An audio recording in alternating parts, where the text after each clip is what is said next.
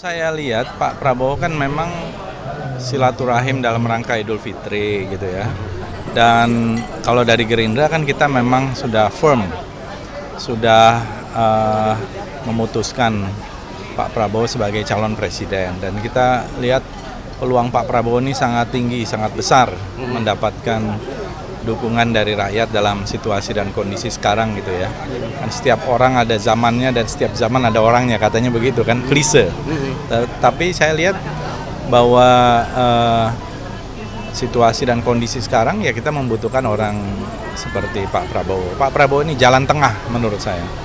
Sebagai jalan tengah ya saya kira mempunyai peluang yang sangat besar untuk mendapat dukungan dari rakyat. Dinamika politik kita ini kan masih terus berjalan. Apalagi pencalonan itu kan nanti baru masih kira-kira berapa bulan lagi ya, 5-6 bulan lagi.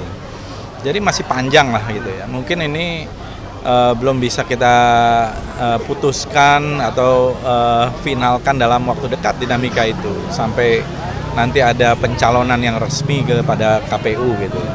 Jadi saya lihat masih sangat dinamis gitu. Jadi tapi kalau dari sisi Gerindra, dari sisi kami tentu kita sudah bulat mendukung Pak Prabowo sebagai calon presiden. Saya Nitya Anissa, saksikan program-program Kompas TV melalui siaran digital, pay TV, dan media streaming lainnya.